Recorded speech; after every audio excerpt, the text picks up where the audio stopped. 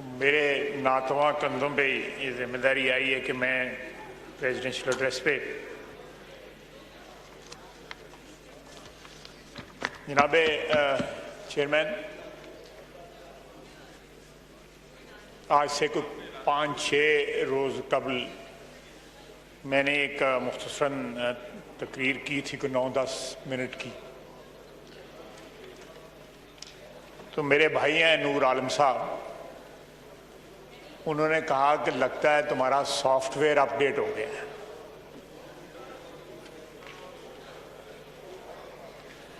मुझे लगता है जिस किस्म के हालात जा रहे हैं, हम सब का सॉफ्टवेयर जो है ना वो अपडेट होने के करीब पहुंचा हुआ है।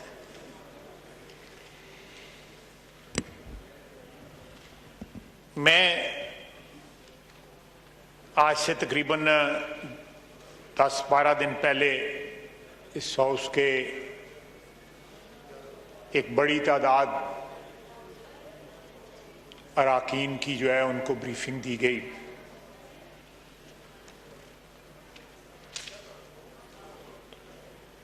और बड़ी कैंडिड, नो होल्ड्स बार्ड वाली ब्रीफिंग थी जो आर्मी चीफ ने और डीजी ISI ने दी। और 8 घंटे की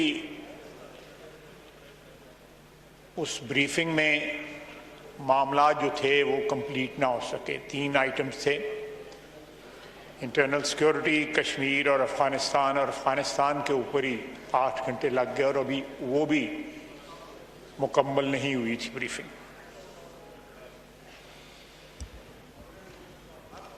जनाब वाला, कोई भी मुल्क जो है खुसूसन अपने खित्ते में, अपने हमसाये में जो सूरत हाल डेवलप हो रही हो, उससे order in the house please जी। ऑनरेबल मेंबरान से गुजारिश है कि आप तशरीफ रखें जी अपनी। उस सूरत हाल से हम पाकिस्तानी जो हैं, चाहे वो हुकूमत है, हुक्मरान अशराफिया है या आम आदमी है, ला ताल्लुक नहीं रह सकता।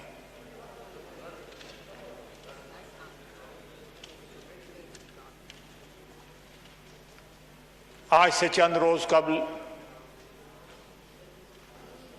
अमेरिकन रात के अंधेरे में अफगानिस्तान में $2 ट्रिलियन खर्च करके 3500 फौजी जो है नेटो के मरवा के वहां से चले गए।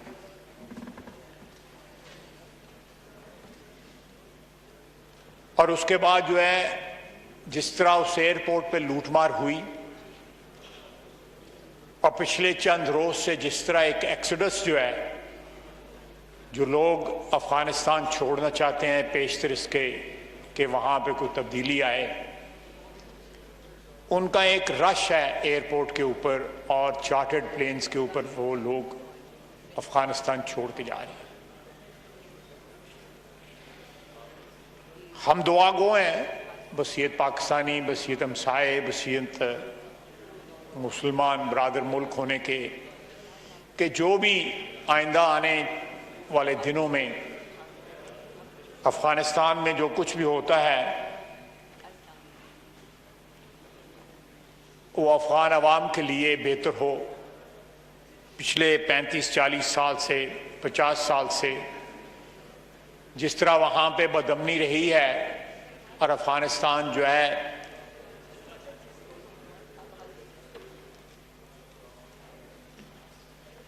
नेटो का, उससे पहले रशियन सोवियत यूनियन का की मुदाखलत की वजह से एक जंग का अखाड़ा बना हुआ था। हम दुआ गो हैं कि वहाँ पे जो भी तब्दीली आए वो अफगानिस्तान के अवाम के लिए बेहतर हो, वहाँ पे अमन कायम हो, वहाँ पे खुशहाली हो और आखिरकार वहाँ पे एक ऐसी हुकूमत हो जो ना सिर्फ अफगानिस्तान के लिए बल्कि सबसे पहले अफगानिस्तान के लिए, बाद में बाकी खित्ते के लिए भी एक अच्छी हुकूमत जो है साबित हो। लेकिन जनाब चेयरमैन, जहां पे ये सारे खित्ते के लिए, सारी दुनिया के लम्हा फिक्रिया है, हमें पाकिस्तानियों को जो इस जंग में तकरीबन डायरेक्टली इन्वॉल्व रहे हैं 70 की दहाई से, हमें भी ये गौर करना पड़ेगा कि जो फैसले हमने माजी में किए स्ट्रेटेजिक डेप्थ के लिए, वो फैसले दुरुस्त साबित हुए हैं या सही साबित हुए हैं। हालात और वाकयात ने यह साबित किया है कि वो फैसले गलत थे। उस दिन यहां पे उस ब्रीफिंग के दौरान शाहिद अब्बासी साहब ने बड़ी खूबसूरत बात की। उन्होंने मोहसिन दावड़ की तरफ इशारा करके कहा कि ये लोग हमारी स्ट्रेटेजिक डेप्थ है, बजाय इसके कि हम अपनी सरहद के उस पार स्ट्रेटेजिक डेप्थ ढूंढें। हम ये जो हमारे भाई हैं, जो पाकिस्तानी हैं, हमारे इस जमीन पे इनका उतना ही हक है जितना मेरा और आपका हक है।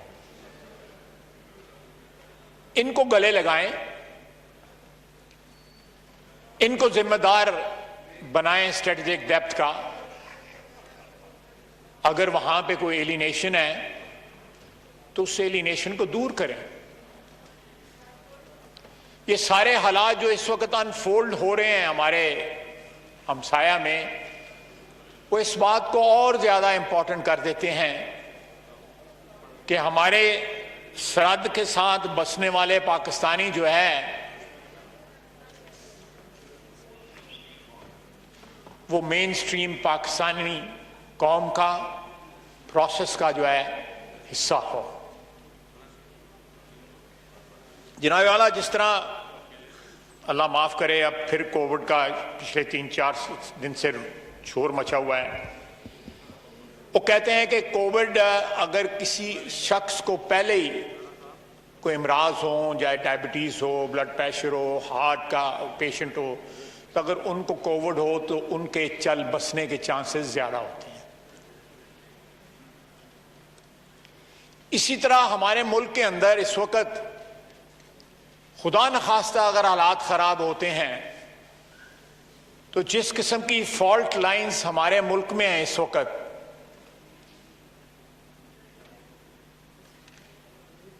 मजहब की बुनियाद पे फॉल्ट लाइंस हैं, लिसानी बुनियाद पे फॉल्ट लाइंस हैं, सब नेशनल्स जो हैं उन नेशनैलिटीज के बुनियाद पे फॉल्ट लाइंस हैं। आप तमाम सूबों में देख आपको एक फ्रैक्चर्ड सोसाइटी जो है वो नजर आएगी। इस सूरत हाल में जब आपकी सोसाइटी में इतनी जो है वो निफाक हो, इतनी फॉल्ट लाइंस हो, मल्टीपल फॉल्ट लाइंस हो, तो खुदा न खास्ता अगर बाहर से कोई क्राइसिस हमारे सर पे आन पड़ी तो हम किस तरह उनका मुकाबला करेंगे। ये सूरत हाल जो डेवलप हो रही है, ये एक मुतहिद कौम ही इसका मुकाबला कर सकती है, जिसमें पंजाबी भी खुश हो, जिसमें बलोची भी खुश हो, सिंधी भी खुश हो, पश्तून भी खुश हो, वो एक इकाई का हिस्सा हो, तो फिर तो हम मुकाबला कर सकेंगे। नहीं तो ये क्राइसिस जो डेवलप हो रही है, जिसका हमें कतई तौर पे इस वक्त एहसास नहीं है, मैं उस ब्रीफिंग में मौजूद था, जिस तरह फ्रैंकली मैं मशकूर हूं उनका ब्रीफिंग देने जो टीम आई थी, और जिस तरह आर्मी चीफ ने और डीजीआई ने जो है तफसील से बातें बताई,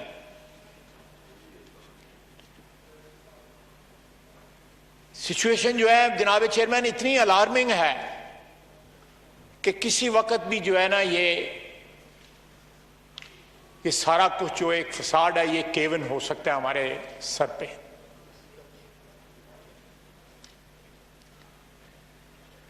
तो जिस घर के अंदर इतना नफाक हो, यूनिटी ना हो, जहां आइन जो है वो उसकी कोई तकरीम ना हो,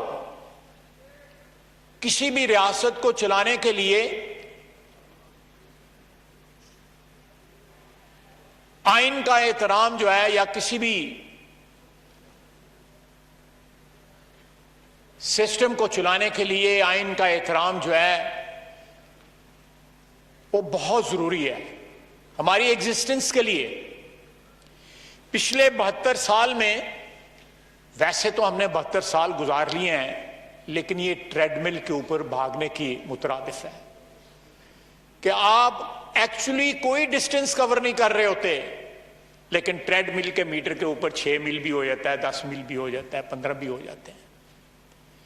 तो we have not covered any real area और real distance in last 72 years. बावजूद इस बात के कि हमें इतने दचके लगे हैं, आज भी ये हाउस जो है ये आइन के, मेरी इंटरप्रिटेशन जो है, मेरे साथियों की इंटरप्रिटेशन भी यही होगी कि आइन के मुताबिक जो है ये सबसे बड़ा, सबसे कुव्वत वाला अदारा है आइन के तहत जो है, क्योंकि ये अवामी वोट से, अवामी राय से वजूद में आया है, तश्कील में आया है। आप अपने आप से पूछें, मैं पूछता हूं, बाकी मेंबरान पूछते हैं कि क्या वाकई हम इतना कुव्वत वाला अदारा है? क्या जो आइन कुव्वत हमें देता है, क्या वो हमारे पास कुव्वत है? जब हम कहते हैं वोट को इज्जत दो, तो उसका यह मतलब है कि जिन वोट से इलेक्ट होके हम यहां पे आए हैं और आइन जो हमें कुव्वत देता है, आइन जो हमें इख्तियार देता है, वो हम इंडिपेंडेंटली उसको एक्सरसाइज कर सकें। अगर हम नहीं कर सकते तो वोट की इज्जत जो है वो नहीं हो रही, उसकी हुर्मत का पास नहीं हो रहा। अगले दिन टेलीविजन पे बहस हो रही थी और आम बड़े जिम्मेदार अशखास जो हैं, वजीर आजम साहब, कायदे ईवान जो हैं, उन्होंने कहा चंद दिन पहले कि तमाम तर इंतखाबात जो हैं वो उनके ऊपर सवालिया निशान है, जितने भी पाकिस्तान में हुए। एक जो है वो ठीक हुआ, उसके नतीजे में मुल्क टूट गया। ये हमारी तारीख का हिस्सा है। वो हेनरी किसिंजर ने जमशेद मार्कर को कहा कि किसी कौम में या किसी रियासत में कोई क्राइसिस होती है, पॉलिटिकल क्राइसिस या इकोनॉमिक क्राइसिस, तो उसके लिए वो इलेक्शन करवा लेते हैं, नई मैंडेट ले लेते हैं। तुम्हारे मुल्क में जब भी इलेक्शन होते हैं उससे क्राइसिस पैदा होती है, क्राइसिस हल नहीं होती बल्कि क्राइसिस पैदा हो जाती है। मेरा ख्याल है इससे ज्यादा कोई सच नहीं हो सकता हमारे मुल्क की तारीख के मुतल्लक। लेकिन यह देखा जाए कि आज ये सिचुएशन क्यों है। मैं भी किसी को इल्जाम दूंगा, किसी को इसका जिम्मेदार ठहराऊंगा, आप भी ठहराएंगे और भी ठहराएंगे। मेरे नजदीक जो है उर्फ़-ए-आम में एस्टेब्लिशमेंट जो है वो पिंडी को कहा जाता है, हमारी फौज को कहा जाता है। मेरे नजदीक एस्टेब्लिशमेंट जो तमाम पावरफुल लोग हैं, 400 हैं, 500 हैं या 1000 हैं, वो एस्टेब्लिशमेंट है। चाहे वो सियासतदान है, सरफहरिस्त सियासतदान है, अदलिया है, फौज है, मीडिया है, ब्यूरोक्रेसी है। और अगर पिछले 72 साल में जो कॉन्स्टिट्यूशनल डिफाइंड बाउंड्रीज थी वो ट्रेसपास हुई हैं या एनक्रोच हुई हैं, तो सबसे ज्यादा कसूर उसमें सियासतदानों का है। हम अपने इक्तदार के लिए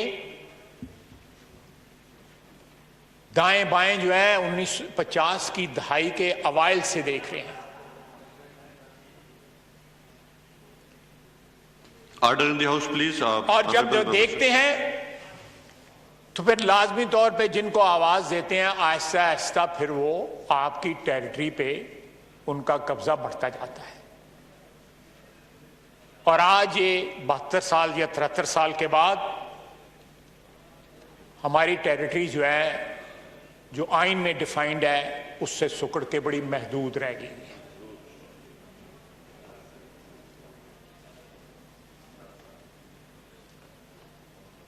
इसका सवाल जो है या इसका जवाब लेने के लिए हमें कहीं और जाने की जरूरत नहीं, अपने गिरेबान में देखने की जरूरत है कि मुख्तलिफ अदवार में पिछली 7 दहाइयों में सियासतदानों ने किस तरह अपनी टेरिटरी जो है नेगोशिएट की अपने इक्तदार के लिए, एस्टेब्लिशमेंट के साथ, जो भी एस्टेब्लिशमेंट आप कह लें उसको, अपने इक्तदार के लिए, अपने जाती इक्तदार के लिए, पार्टी के इक्तदार के लिए, अपने ग्रोही इक्तदार के लिए किस तरह नेगोशिएट की या किस तरह सरेंडर की। आज जिस तरह खतरे हमारे ऊपर मंडला रहे हैं, जनाब वाली, पाकिस्तान वाहिद मुल्क है दुनिया के जो दोनों तरफ से फेंस्ड है। हमारे मशरकी बॉर्डर के ऊपर भी फेंस है, मगरबी बॉर्डर के ऊपर भी फेंस है। मशरकी भी हिंदुस्तान ने बनाई हुई है, मगरब पे हमने बनाई है। जनूब में समुंदर है और हिमालय है हमारे शमाल में।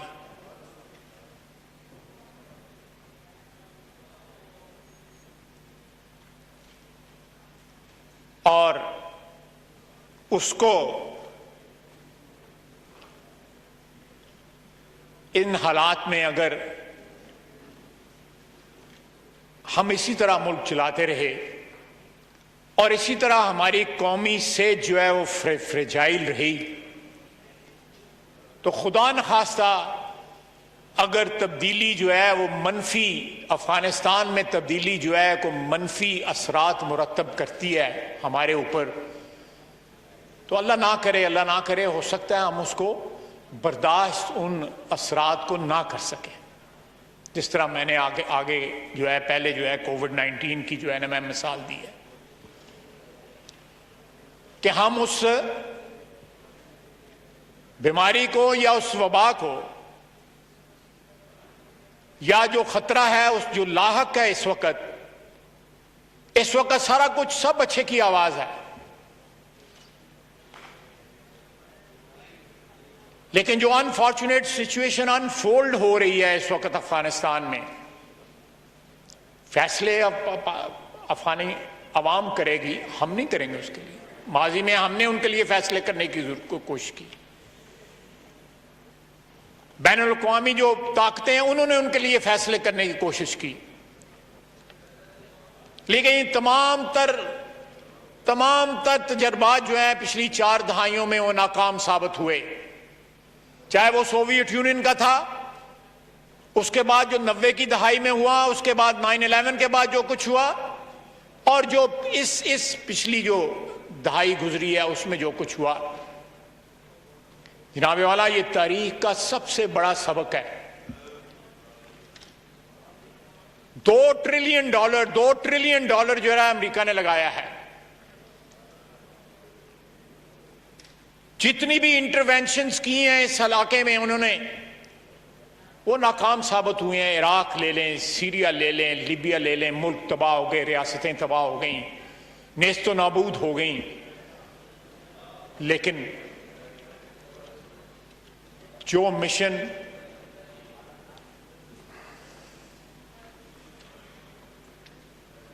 अस्सलाम वालेकुम।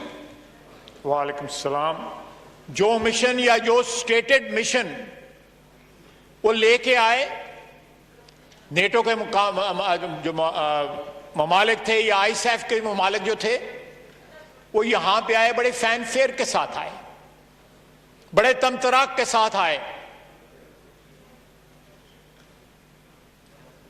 और जिस तरह वो गए हैं, मेरा ख्याल है कि वियतनाम से जिस तरह अमेरिका निकला था, ये उससे भी ज्यादा बदतरीन जो है ना हालात में अमेरिका को यहां से जाना पड़ा। अमेरिका क्यों ये जंगें छेड़ता है, मैं उस बहस में नहीं पढ़ना चाहता। ये ट्रिलियंस ऑफ डॉलर अमेरिका में किन जो है वो उसमें जाते हैं, किन की जेब में जाते हैं। पिछले 1.5 साल में कोविड के दौरान वहां पे 100 बिलियनियर नए बने, लेकिन अनएम्प्लॉयमेंट जो है 3 पॉइंट कुछ से 6 पॉइंट कुछ पे चली गई। जनाब speaker, Order in the House, please. बड़ा Order in the अच्छा House, किया, please. बड़ा अच्छा आपने किया। पिछले साल जो है वो सदारती खिताब के ऊपर जो है बहस का कंट्रोवर्सी बड़ी देर चलती रही। मेरे नजदीक जनाब स्पीकर, जिन हालात से हम गुजर रहे हैं उनका एक ही हल है, और वो हल है जो मेरी पार्टी कहती है कि वोट को इज्जत दो, फ्री एंड फेयर इलेक्शंस। आप जब तक फ्री एंड फेयर इलेक्शन इस मुल्क में नहीं कराएंगे, इस मुल्क की बीमारियों का इलाज नहीं हो सकता, कतई नहीं हो सकता। सियासतदान हमेशा पिंडी की तरफ देखते रहेंगे कि कोई हमें कंधा दे, कोई सानू मुंडा दे, कोई आसरा कराए सानू, ताकि इख्तिदार हमारे पास आए। यह रवायत 50 की दहाई के अवाइल से शुरू हुई है, जब 1954 में अयूब खान को डिफेंस मिनिस्टर बनाया गया। वो कमांडर इन चीफ भी थे उस वक्त, मरहूम, अल्लाह उनको गरी की रहमत करे। उस दिन आप मौजूद थे, आप हमारे स्पीकर हैं, आप मौजूद थे जब उन्होंने कहा कि माजी में तमाम हुकूमतों से गलतियां हुई हैं। अगर मैं गलत कहीं आप मुझे टोक सकते हैं, inclusive of military governments also. तो जब हमसे इज्तिमाई गलतियां हुई हैं, तमाम फ्री कैन जो हैं, तमाम कंपोनेंट्स जो हैं इस पावर स्ट्रक्चर के, उन तमाम से गलतियां हुई हैं, तो आइए अवाम के पास जाएं, उनसे एक साफ और शफाफ मैंडेट लें और उस मैंडेट का एहतराम करें। आइन की जो हदूद और कयूद हैं, जो डिफाइंड हैं, उसमें उनका एहतराम करें। जो टेरिटरी इंक्रोच हुई है, वो टेरिटरी वापस जाए उन तमाम अदारों को या उन तमाम इंस्टीट्यूशंस को जिनको वो बिलोंग करती है वो टेरिटरी। जनाब स्पीकर, इस हाउस के कस्टोडियन की हैसियत से आप पे भी ये जिम्मेदारी आयद होती है कि आप भी इस हाउस को एम्पावर करने के प्रोसेस में अपना किरदार अदा करें। और हम जो मेंबरान हैं इस हाउस के, बिला तफरीक के किस पार्टी से हमारा तल्लक है, हम भी अपने जाती और ग्रोही मफादात से बालातर होके इस हाउस को, जो पाकिस्तान की 22 करोड़ आवाम की ख्वाहिशात का मजहर है, उसको इन द ट्रू सेंस जो है रिफ्लेक्शन जो है पाकिस्तान की आवाम की जो एस्पिरेशंस है वो बनाएं। ये पावर गेम जो है पाकिस्तान के 22 करोड़ आवाम को एक्सक्लूड करके आप नहीं खेल सकते, आप नहीं खेल सकते। जब तक पाकिस्तान के 22 करोड़ आवाम इस पावर गेम में शामिल नहीं होंगे, जो एक्चुअली ताकत का सरचश्मा है।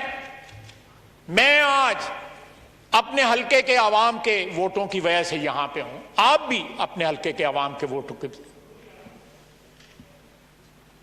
लेकिन क्या ये पावर गेम्स जो पिछले 70 साल से यहां पे 72 साल से खेली जा रही हैं, उनमें आवाम का कुछ बेहतरी हुई है? नहीं।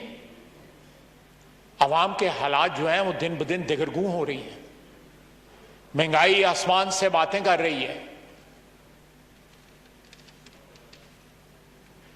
अगर कहीं पे कुछ चंद इंडिकेटर्स जो हैं वो बेहतर हुए हैं, तो उनका फायदा आम आदमी को नहीं पहुंचा, ना पहुंच रहा है। ये हमारी जिम्मेदारी है। वसीयत हुकूमत की जिम्मेदारी है, लेकिन वसीयत नुमाइंदे के हमारी भी जिम्मेदारी है।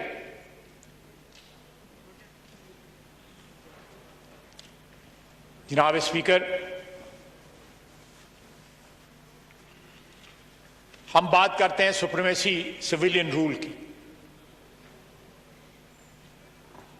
ये अल्टीमेट ड्रीम है हमारी किसी भी सियासी वर्कर की कि सिविलियन सुप्रीमेसी जो है वो एस्टैब्लिश हो, और फिर सिविलियन सुप्रीमेसी की भी जो आसान अल्फाज में जो उसका तर्जमा है वो वोट को इज्जत दो है,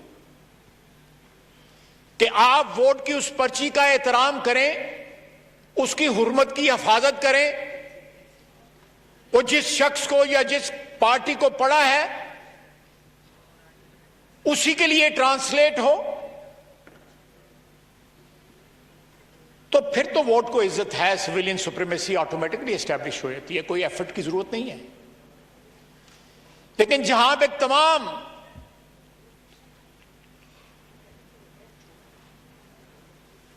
इलेक्शनों पे सवालिया निशान होगा, जहां पे इलेक्शन इंजीनियर किए जाएंगे अपने मर्जी के नतायज हासिल करने के लिए, जहां इक्तदार की मोहब्बत आपको आइन के पामाल करने से भी नहीं रोक सकती, बल्कि टेम्प्ट करती है कि आप आइन को भी पामाल करें।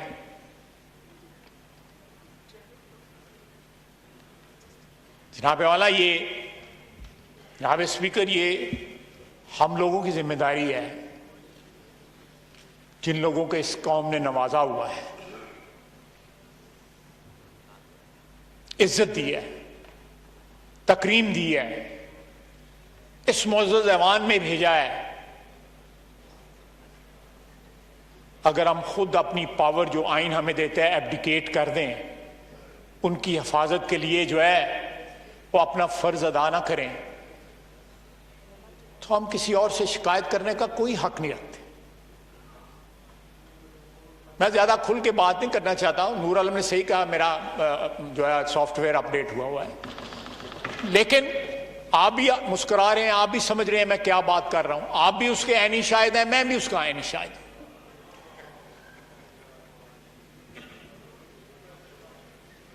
जनाब स्पीकर, इट्स हाई टाइम। मैं सोचता हूं, मैं उम्र के उस हिस्से में हूं जहां पे टाइम जो है वो इतना आपके डिस्पोजल पे नहीं होता। मेरी 72 साल उम्र है, अगले महीने में 72 साल का हो जाऊंगा। इस ऐवान में मुझे आए हुए 32 साल हो गए हैं। मुझे जितनी इज्जत जो है इस ऐवान ने दी है, या वोट की इज्जत ने जितनी मेरी इज्जत में इजाफा किया है, मैं कभी सोच भी नहीं सकता था। लेकिन एक ख्वाहिश है कि पिछले 30 साल में जो भी इस ऐवान में हुआ, कई दफा मैं भी उसका हिस्सा होता था। पीपल्स पार्टी में और हमारे में जो एकमनी 90 की दहाई में रही, जिस तरह दस्तो गरीबान हम रहे, हम उसका हिस्सा थे, मैं भी उसका हिस्सा था। हमने उसे सीखा। 2006 में मिसाक जमहूरियत साइन किया, एक के बाद दूसरी हुकूमत ने अपनी टर्म कंप्लीट की, जिस तरह भी हुई, लेकिन एक थ्रेशोल्ड था जो क्रॉस किया गया, उस एहसास के होने की वजह से कि 90 की दहाई में जो कुछ हुआ वो ठीक नहीं था।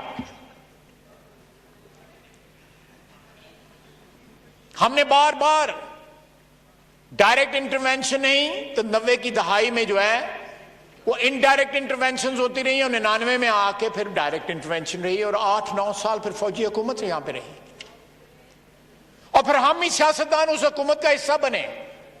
उससे पहले भी सियासतदान जो है उन हुकूमतों का हिस्सा बनते रहे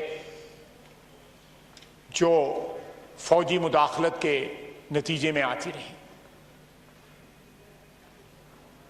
Why blame just one component?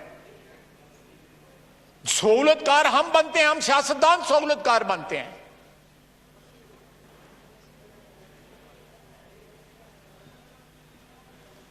अगर हम सियासतदान सहूलतकार ना बने तो हमारी टेरिटरी जो है, जो आइन हमें अलॉट करता है, उस पर कोई कब्जा ना करे।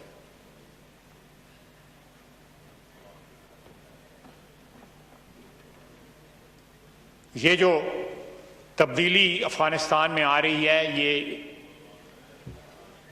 जहां पे मैं दुआगो हूं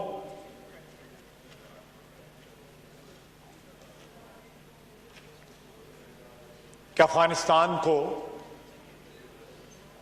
जो भी वहां पे हुक्मरान बनते हैं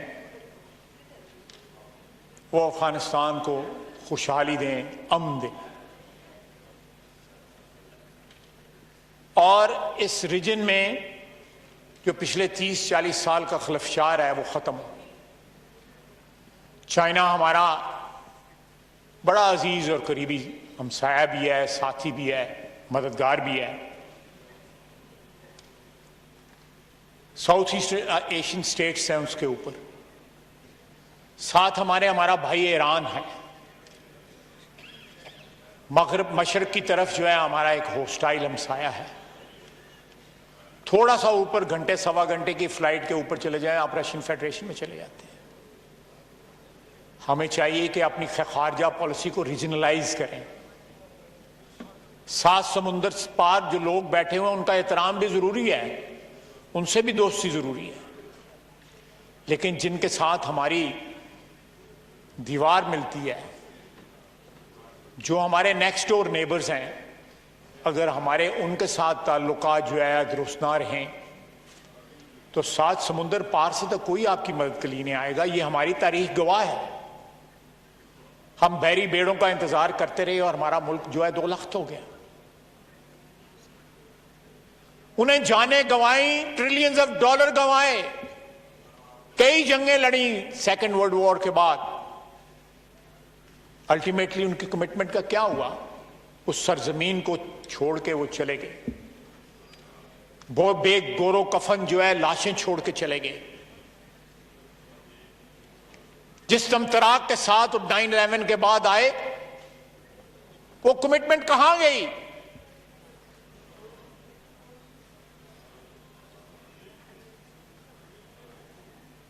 वो एक बेयारो मददगार, बगैर किसी मॉडर्न असले के, बगैर किसी टैंक के, बगैर किसी हवाई जहाज के 30 साल से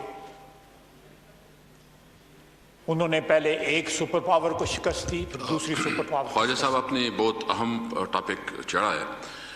इसके ऊपर आपके नॉलेज में इसे बताना चाहता हूँ कि हमने एक बहुत बड़ी कॉन्फ्रेंस की है अभी रिसेंटली, जिसमें हमने 5 कंट्रीज जो है जितनी भी सेंट्रल एशियन कंट्री है, ईरान, अफगानिस्तान, उसके स्पीकर को बुलाया था, उसके पार्लियामेंटेरियन को बुलाया था और एक बहुत अच्छी डिस्कशन और डायलॉग हुई है। और हमने अभी उनके साथ एक अंडरस्टैंडिंग बनाई है कि हम जो है ना पाइको को एक प्रॉपर वो बना रहे हैं। तो पार्लियामेंट भी इसमें अपना रोल प्ले कर रही है। इंशाल्लाह ताला आपकी भी हम इसमें पूरा बोलेंगे। प्लीज। थैंक यू स्पीकर साहब, थैंक यू। जनाब वाला, मैं फिर दोहराऊंगा, बात जरूरी है, सारी बातों की कुंजी है इस असेंबली को ताकतवर करें, इस पार्लियामेंट को ताकतवर करें। ये पार्लियामेंट ताकतवर होगी तो सारे मसाइल हल होंगे। ये पार्लियामेंट एक फ्री एंड फेयर इलेक्शन के नतीजे में वजूद में आएगी तो इसकी तकरीम और इसका जो रिस्पेक्ट है वो इंक्रीज होगा। जो यहां पे बजट में जो कुछ यहां पे हुआ या उससे पहले भी होता रहा, आपके ख्याल में या यहां पे जो मेरे दूसरे भाई और बहनें बैठी हुई हैं, उससे हमारे को रिस्पेक्ट में जो है इजाफा हुआ? नहीं। हमारे ऊपर जो एतमाद जो थोड़ा बहुत रह गया हुआ था, वो भी एतमाद हमने गंवा दिया। हमारे साथ अगर किसी की उम्मीदें वाबस्ता थी, हमारे वोटरों की या कौम की, उन उम्मीदों पे भी पानी फिर गया। ये कलेक्टिव फेलियर है जनाब स्पीकर, ये कलेक्टिव फेलियर है हमारा सियासतदानों का। Why blame others? और तारीख गवाह है, आपको हर दौर में 1947 से लेके आज तक 2021 में हर दौर में जो है आपको सहूलतकार जो है वो सियासतदान ही नजर आएंगे। आइन पामाल हुआ, मुल्क दो टुकड़े हुआ, या जो स्पेस थी हमारे पास, जो हमें आइन ने, ये पाकिस्तान के अवाम ने दी हुई थी, वो स्पेस हमसे छिन गई। ये वक्त है, मेरा नहीं ख्याल कि हमारे पास जो है वो कुछ ज्यादा वक्त है। हम आज भी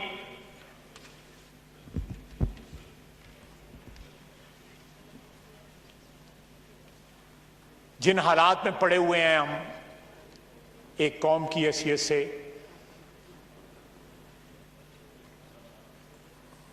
या हुक्मरान अशराफिया की हैसियत से, वो हालात इस बात की गवाही देते हैं कि हमें जो, जिस तरह आपने भी कहा कि हमारे खित्ते के हालात से हम बिल्कुल लाताल्लुक हैं। खुदा न खास्ता मैं बातें क्योंकि इन कैमरा के की गई हैं, मैं यहां पे नहीं कहना चाहता। आपको पता क्या कहा,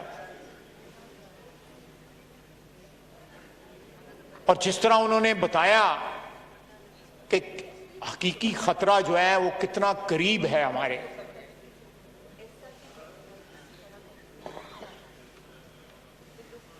हमारे बाद साथियों ने बड़ी अच्छी गुफ्तगू की उस दिन।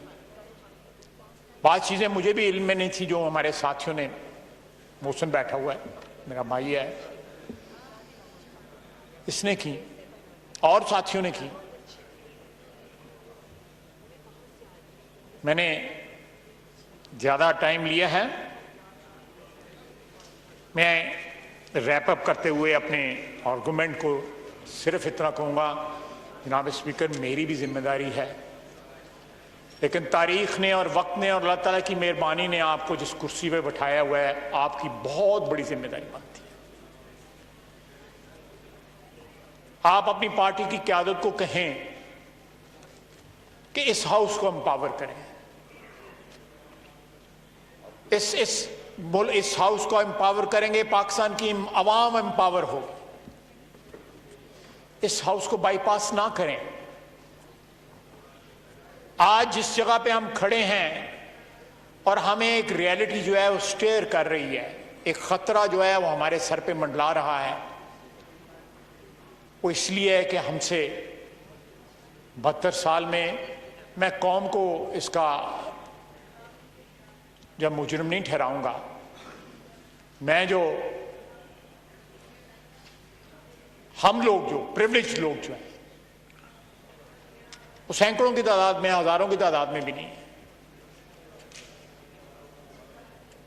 हमने इस कौम को नाकाम किया है। इस मुल्क में अगर आज रियासत के वजूद को खतरा है, अल्लाह करे ना हो, मेरा अंदाजे गलत हो, लेकिन जो मैंने सुना आज से 8-10 दिन, आपने भी सुना, ये एक हकीकी खतरा है, रियल डेंजर। इसको हम, इसका मुकाबला जो है एक फ्रैक्चर्ड हाउस के साथ या एक फ्रैक्चर्ड स्टेट के साथ, जिसके अंदर मल्टीपल प्रॉब्लम्स, जिसमें अकलीतें जो हैं उनको तहफ़्फ़ुज़ नहीं है, जिसमें सब नेशनैलिटीज हैं, उनकी जो एस्पिरेशंस हैं उस पर स्टेट पूरा नहीं उतरती, जिसमें गरीब और अमीर का फर्क इतना, तफावत इतना बढ़ गया है कि वो सस्टेन ही नहीं हो सकता। और आवाम के मैंडेट को, जिस तरह मैंने कहा कि हर पार्टी जो है पिछले 70-72 साल से हर इलेक्शन पे ये इल्जाम लगाती रही है कि ये इलेक्शन चोरी हुआ। We are in deep crisis जनाब स्पीकर। ये वेकअप कॉल है जो कुछ सरहद के उस पार हो रहा है, और अभी भी हमने जागना नहीं है और कॉग्निजेंस नहीं होना सूरत हाल का, तो फिर हम अल्लाह पे सब कुछ उसके हाथ में है। Thank you. तो कादिर मुतलक है वो, सब कुछ उसके हाथ में है, लेकिन हाथ पे हाथ धरे मुंतज़िर फरदा हो, ये मुंतज़िर फरदा नहीं रहना चाहिए, हाथ पे हाथ धरे नहीं रहना चाहिए। हमें अल्लाह से दुआ मांगनी चाहिए, मदद मांगनी चाहिए, लेकिन अपने दामन भी साफ रखने चाहिए। बहुत बहुत शुक्रिया जनाब। Thank you ji.